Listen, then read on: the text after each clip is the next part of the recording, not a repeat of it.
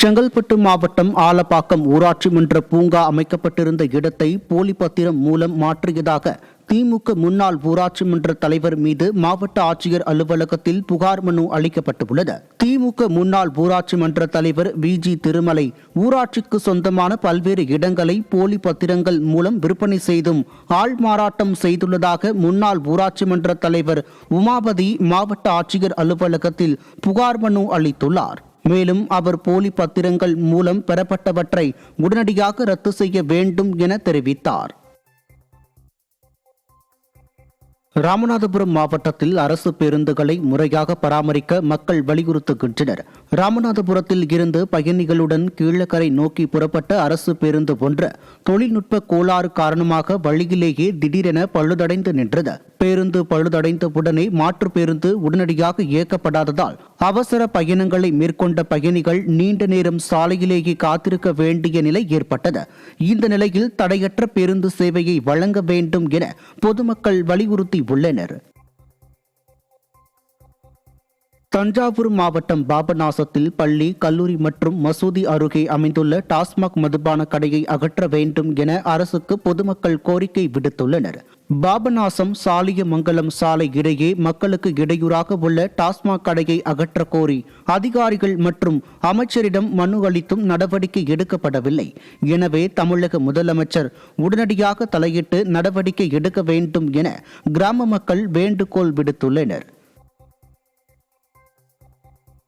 ஸ்கூலும் இருக்குது, பக்கத்தில் பள்ளிவாசல் இருக்குது, 200-300 மீட்டருக்குள்ளே ரயில்வே ஸ்டேஷன் இருக்குது, பஸ் ஸ்டாண்ட் இருக்குது.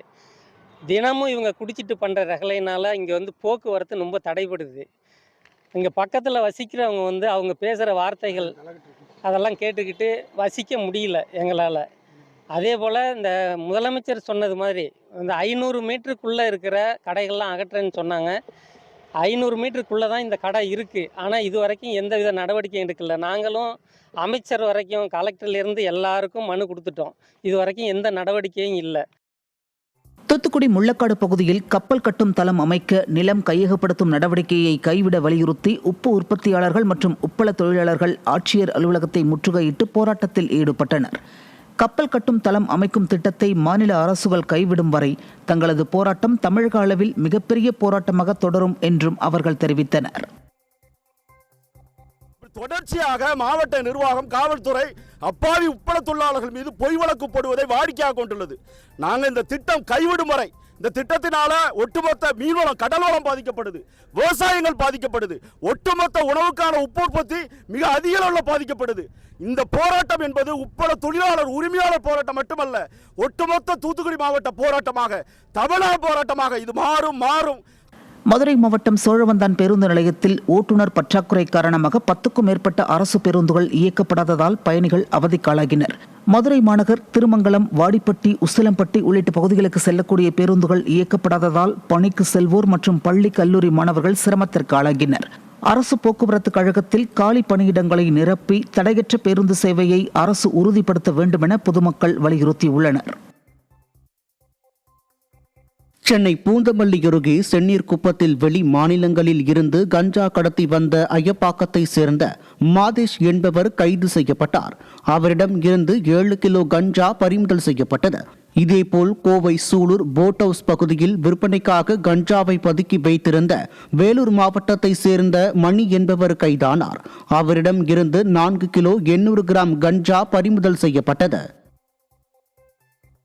சேலத்தில் நிதி நிறுவனத்தில் வாங்கிய கடனை முழுமையாக செலுத்திய பின்னரும் பிணையாக கொடுத்த பத்திரத்தை திருப்பி அளிக்காமல் நிறுவனம் அலைக்கழிப்பதாக பாதிக்கப்பட்டவர் மாவட்ட ஆட்சியரிடம் புகார் அளித்துள்ளார். அஸ்தம்பட்டி பகுதியைச் சேர்ந்த நடராஜன் என்பவர் தனியார் நிதி நிறுவனத்தில் 25 லட்சம் ரூபாய் கடனை பெறுவதற்காக தனது 40 லட்சம் ரூபாய் மதிப்பிலான சொத்து பத்திரத்தை பிணையாக கொடுத்துள்ளார். இந்த நிலையில் பணத்தை திருப்பி அளித்தும் பத்திரம் வழங்கப்படவில்லை என்றும் நீதிமன்ற உத்தரவையும் நிதி நிறுவனம் மதிக்கவில்லை என்றும் நடராஜன் ஆட்சியரிடம் புகார் அளித்தார். நான் ஸ்ரீராம் சிட் ஃபண்ட்ஸ்ல 25 லட்சம் ரூபாய் சீட்டு போட்டிருந்தேன். 25 லட்சம் ரூபாய் சீட்டு 2024 எல்லாம் கட்டி முடிச்சாச்சு. ஆனா கட்டி முடிச்சும் என்னுடைய வீட்டு பத்திரத்தை டாக்குமெண்ட் திருப்பி தர மாட்டேன்னு சொல்லிட்டு இருக்காங்க. 4 வருஷமா அலைஞ்சிட்டு இருக்கேன். அப்புறம் கன்சியூமர் கோர்ட்ல நீதிமன்ற வழக்கு தொடர்ந்தேன். நஷ்டீடு கொடுத்து 10 லட்ச ரூபாய் நஷ்டீடு கொடுத்து பத்திரத்தை 2 மாசத்துல திருப்பி கொடுக்க சொல்லி இழப்பீடு கூட கொடுக்க சொல்லியிருந்தாங்க. அவங்க இது நாள் வரைக்கும் எந்த ஒரு ஸ்டெப்பும் எடுக்கல. தூத்துக்குடி அருகே முறையாக குடிநீர் வழங்கப்படாததை கண்டித்து பொதுமக்கள் காலி குடங்களுடன் சாலை மறியலில் ஈடுபட்டனர். ஃபாத்திமா நகர் உள்ளிட்ட பகுதிகளுக்கு சில நாட்களாக சரிவர குடிநீர் வழங்கப்படவில்லை என குற்றச்சாட்டு உள்ளது. குடிநீர் குழாயில் ஏற்பட்ட உடைப்பை சரி செய்வதில் மாநகராட்சி நிர்வாகம் மெத்தனம் காட்டுவதாகவும் பொதுமக்கள் கண்டனம் தெரிவித்திருக்கின்றனர்.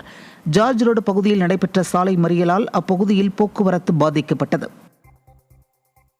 ஃபாத்திமா நகருக்கு தண்ணி 8 நாள் ஆயிட்டு. அதுல நேத்து தண்ணி விட்டுருக்காங்க, நாங்க இல்லைன்னு சொல்லல. 12ல இருந்து 3 மணி வரை தண்ணி விட்டுருக்காங்க. அதுல 1, 2, 3 தெரு மட்டும் தான் தண்ணி வந்திருக்கு. 4, 5, 6 தண்ணி வரல. சரியா? அப்ப தண்ணி இல்லாம மக்கள் என்ன செய்யறது சொல்லுங்க. கடலூர் மாவட்டம் புவனகிரி அருகே பட்டப்பகலில் வீட்டின் பூட்டை உடைத்து 5 சவரன் தங்க நகை திருடப்பட்ட சம்பவம் அதிர்ச்சியை ஏற்படுத்தியுள்ளது. மஞ்சக்கொள்ளை கிராமத்தில் உள்ள சிவனேசன் என்பவரது வீட்டின் பூட்டை உடைத்து தங்க நகை 21,000 ரூபாய் ரொக்கம் மற்றும் சிசிடிவி பதிவு கருவி திருடப்பட்டுள்ளதாக தெரிய வருகிறது. இந்த நிலையில் காவல்துறையினர் கண்காணிப்பை தீவிரப்படுத்த வேண்டுமென பொதுமக்கள் வலியுறுத்தியுள்ளனர். திருவண்ணாமலை மாவட்டம் வந்தவாசி அடுத்த தெய்யார் கிராமத்தில் 2 சந்தன மரங்களை வெட்டிய நபர்களை காவல்துறையினர் தேடி வருகின்றனர். ஏரிக்கரையில் 20 வருடங்கள் பழமையான 2 சந்தன மரங்கள் வெட்டி கடத்தப்பட்டுள்ளதாக குற்றச்சாட்டு எழுந்துள்ளது. இந்த நிலையில் சிசிடிவி கேமராக்களின் அடிப்படையில் காவல்துறையினர் விசாரணையில் ஈடுபட்டுள்ளனர்.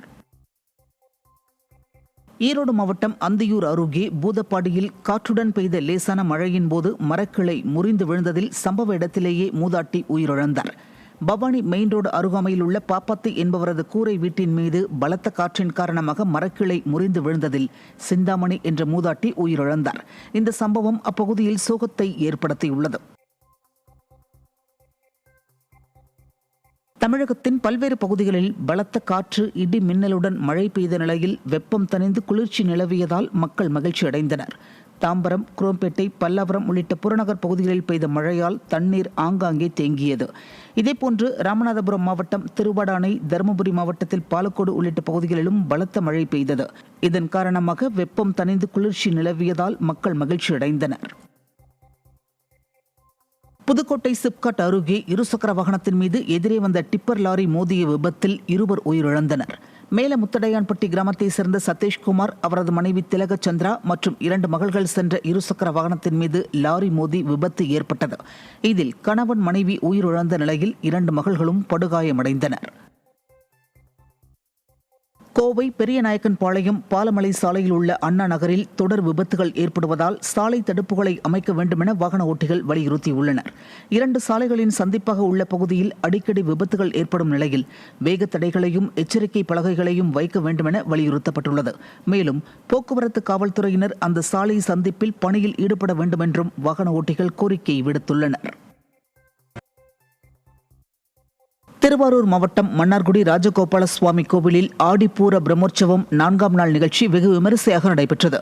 செங்கமலத்தாயார் சிம்ம வாகனத்திலும் ராஜகோபால சுவாமி கருட வாகனத்திலும் எழுந்தருளி பக்தர்களுக்கு அருள் பாலித்தனர். அதனைத் தொடர்ந்து நடைபெற்ற சிறப்பு பூஜையில் தாயார் மற்றும் ராஜகோபால சுவாமிக்கு ஒரே நேரத்தில் கும்ப ஆரத்தி காட்டப்பட்டது. இதில் திரளான பக்தர்கள் கலந்து கொண்டு தரிசனம் செய்தனர். சென்னை புறநகர் பகுதியில் பெய்த கனமழையின் காரணமாக பூந்தமல்லி பட்டாபிராம் பிரதான சாலையில் கழிவு நீருடன் கலந்து மழைநீர் தேங்கியதால் வாகன ஓட்டிகள் அவதியடைந்தனர். பிரதான சாலையில் சாதாரண மழைக்கே மழைநீர் தேங்குவது வாடிக்கையாகி உள்ள நிலையில் மழைக்காலம் தொடங்குவதற்கு முன்பே மழைநீர் தேங்காத வண்ணம் நடவடிக்கை எடுக்க வேண்டுமென பூந்தமல்லி நகராட்சிக்கு பொதுமக்கள் கோரிக்கை விடுத்துள்ளனர். விருதுநகர் மாவட்டம் சதுரகிரி மலைப்பகுதியில் காட்டுத்தீ பற்றி எரிந்து வருவதன் காரணமாக பக்தர்கள் சதுரகிரி சுந்தர மகாலிங்கம் கோவிலுக்கு செல்ல தடை விதிக்கப்பட்டுள்ளது. ஆடி அமாவாசையை முன்னிட்டு பக்தர்கள் ஆகஸ்ட் 10 முதல் 13ஆம் தேதி வரை 4 நாட்கள் கோவிலுக்கு செல்ல அனுமதி வழங்கப்பட்டிருந்த நிலையில் சதுரகிரி மலைப்பகுதியில் ஏற்பட்டுள்ள காட்டுத்தீ காரணமாக கோவிலுக்கு செல்ல தடை விதித்து மதுரை மற்றும் விருதுநகர் மாவட்ட ஆட்சியர்கள் கூட்டாக உத்தரவிட்டுள்ளனர். திருவாரூர் மாவட்டம் நீடமங்கலம் அருகே சுங்கச்சாவடி ஊழியரை கஞ்சா கும்பல் கொலை வெறியுடன் தாக்கும் அதிர்ச்சியூட்டும் சிசிடிவி காட்சி வெளியாகியுள்ளது. கோவிலவெண்ணி பகுதியில் உள்ள சுங்கச்சாவடியில் பணியில் இருந்த வீரக்குமார் என்ற இளைஞரை இருசக்கர வாகனத்தில் வந்த 3 பேர் கொண்ட கஞ்சா கும்பல் கையில் கொண்டு வந்த கட்டை உள்ளிட்டவற்றை கொண்டு கடுமையாக தாக்கியுள்ளனர்.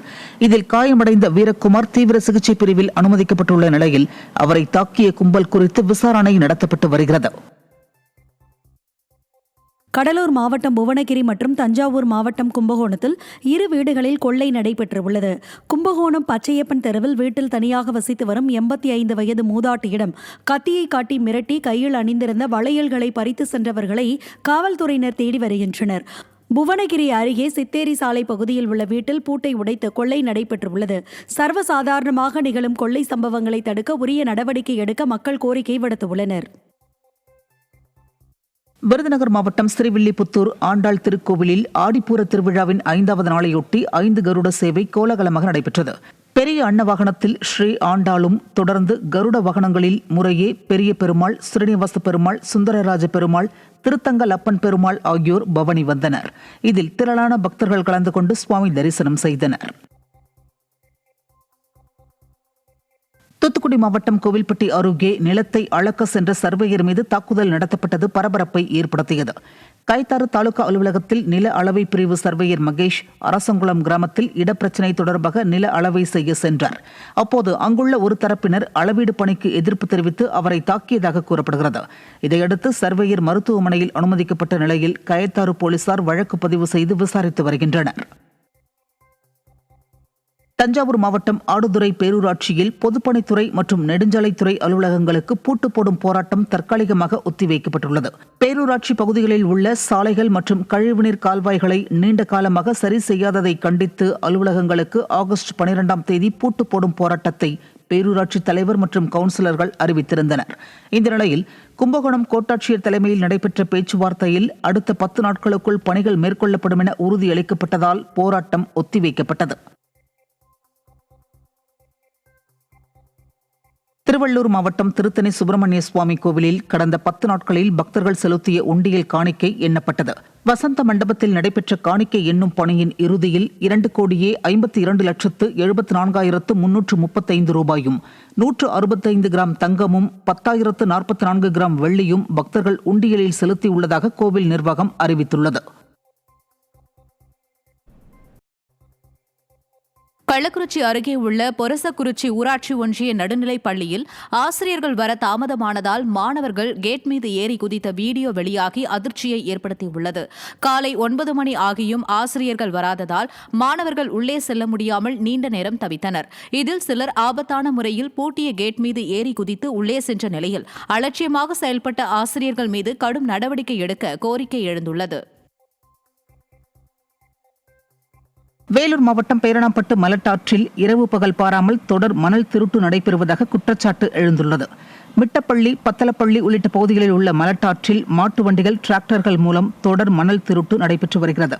இதனால் நிலத்தடி நீர் பாதிக்கும் அபாயம் இருப்பதாக கூறும் அப்பகுதி பொதுமக்கள் மற்றும் விவசாயிகள் இதுகுறித்து பலமுறை காவல்துறை மற்றும் வருவாய்த்துறையினருக்கு தகவல் தெரிவித்தும் அவர்கள் கண்டும் காணாமல் இருப்பதாக குற்றம் சாட்டியுள்ளனர். தஞ்சாவூர் மாவட்டம் கும்பகோணம் அருகே அரசலாற்றில் சுமார் 12 கிலோமீட்டர் தூரத்திற்கு அடர்த்தியாக படர்ந்துள்ள ஆகாய தாமரை செடிகளால் பாசனத்திற்கு தண்ணீரின்றி விவசாயிகள் கடும் அவதிக்குள்ளாகியுள்ளனர். இதுகுறித்து சம்பந்தப்பட்ட துறை அதிகாரிகளிடம் பலமுறை புகார் அளித்தும் நடவடிக்கை இல்லை என குற்றம் சாட்டும் விவசாயிகள் பருவமழை தொடங்குவதற்கு முன்பாக ஆற்றை தூர்வார பொதுப்பணித்துறை உடனடியாக நடவடிக்கை எடுக்க வேண்டும் என கோரிக்கை விடுத்துள்ளனர். சேலம் மாவட்டம் சங்ககிரி அருகே சிறுவர்களுக்கு போதை மாத்திரைகள் விற்பனை செய்த 4 பேர் கைது செய்யப்பட்டுள்ளனர். ராயலூர் ரோடு ஆஞ்சநேயர் கோவில் பகுதியில் போலீசார் நடத்திய சோதனையில் பிடிப்பட்ட இளைஞர்களிடம் 12 போதை மாத்திரைகள் இருந்தது கண்டுபிடிக்கப்பட்டது. அவற்றை விற்பனை செய்வதற்காக வைத்திருந்ததாக இளைஞர்கள் ஒப்புக்கொண்ட நிலையில் 4 பேரும் கைது செய்யப்பட்டு சிறையில் அடைக்கப்பட்டனர். வேலூரிலிருந்து பழுதடைந்த 365 வாக்குப்பதிவு இயந்திரங்களை அனைத்துக் கட்சியினர் முன்னிலையில் பெங்களூரு அனுப்பும் பணி நடைபெற்றது. ஆட்சியர் அலுவலகத்தில் தேர்தல் ஆணைய கிடங்கில் உள்ள பழுதடைந்த வாக்குப்பதிவு இயந்திரங்கள் மற்றும் விவிபேட் பேலட் யூனிட் போன்ற 365 இயந்திரங்கள் பெங்களூருவில் உள்ள நிறுவனத்திற்கு அனுப்பி வைக்கப்பட்டன. சிவகங்கை மாவட்டம் சமத்துவபுரத்தில் பழுதடைந்து காணப்படும் சுகாதார வளாகத்தை உடனடியாக சீரமைத்து தர பெண்கள் கோரிக்கை விடுத்துள்ளனர். பெண்களுக்காக கட்டப்பட்ட சுகாதார வளாகம், பொது குளியலறை மற்றும் கழிப்பறை கட்டிடம் உரிய பராமரிப்பின்றி பழுதடைந்து கிடப்பதால் பயன்படுத்த முடியாத நிலையில் உள்ளதாக பெண்கள் குற்றம் சாட்டியுள்ளனர். மேலும் கழிவுநீர் சுற்றுப்புறத்தில் தேங்கி துர்நாற்றம் வீசுவதால் சுகாதாரக்கேடும் உருவாகியுள்ளதாக கூறும் பெண்கள் உரிய நடவடிக்கை எடுக்க கோரிக்கை விடுத்துள்ளனர். அரியலூர் மாவட்டம் அரியலூர் நகராட்சிக்குட்பட்ட பகுதிகளில் குப்பைகள் கொட்டப்பட்டு எரிக்கப்பட்டு வருவதால் கடுமையான சுகாதார சீர்கேடு ஏற்பட்டுள்ளதாக அப்பகுதி மக்கள் குற்றம் சாட்டியுள்ளனர். குப்பைகளை கொட்டாதீர்கள் என நகராட்சி சார்பில் எச்சரிக்கை பலகை வைக்கப்பட்டும் அப்பகுதியில் தொடர்ந்து பெருமளவில் குப்பைகள் கொட்டப்பட்டு வருவதாக கூறப்படுகிறது. எனவே நகராட்சி நிர்வாகம் உடனடியாக தலையிட்டு விதிகளை மீறி குப்பை கொட்டுபவர்கள் மீது கடுமையான நடவடிக்கை எடுக்க வேண்டுமென மக்கள் கோரிக்கை விடுத்துள்ளனர். ராணிப்பேட்டை மாவட்டம் அரக்கோணம் ரயில் நிலையம் அருகே டவுன் போலீசார் நடத்திய சோதனையில் கஞ்சா கடத்திச் சென்ற 3 பேர் கைது செய்யப்பட்டனர். அவர்களிடமிருந்து 7 கிலோ கஞ்சா பறிமுதல் செய்யப்பட்டது. 17 வயது சிறுவன் உட்பட 3 பேரை கைது செய்த காவல்துறையினர் அவர்களை சிறையில் அடைத்தனர். கன்னியாகுமரி மாவட்டம் கடையாலுமூடு பகுதியில் சிட்ஃபண்ட் நிறுவனம் நடத்தி 90க்கும் மேற்பட்ட நபர்களிடம் சுமார் 9 கோடி ரூபாய் மோசடி செய்த நபர் மீது மாவட்ட காவல் கண்காணிப்பாளரிடம் புகார் அளிக்கப்பட்டுள்ளது. டிவைன் சிட்ஃபண்ட் நிதி நிறுவனம் நடத்தி வந்த பால்ராஜ் என்பவரிடம் 10 லட்சத்திற்கான 7 சீட்டில் சேர்ந்ததாகவும் அதில் பல தவணைகளாக 8,83,000 ரூபாய் செலுத்தியதாகவும் தற்போது அவர் தலைமறைவாகி உள்ளதாகவும் பாதிக்கப்பட்ட நபர் புகார் அளித்துள்ளார். இது தொடர்பாக பால்ராஜ் கைது செய்யப்பட்டார். கிருஷ்ணகிரி அருகே வீட்டில் பதுக்கி வைத்திருந்த தடை செய்யப்பட்ட 2,45,000 ரூபாய் மதிப்பிலான 336 கிலோ குட்கா பொருட்கள் பறிமுதல் செய்யப்பட்டது. கிருஷ்ணகிரி தேசிய நெடுஞ்சாலையில் காவல்துறையினர் வாகன தணிக்கையில் ஈடுபட்டிருந்த போது இருசக்கர வாகனத்தில் குட்கா கடத்தி வரப்பட்டது கண்டறியப்பட்டது.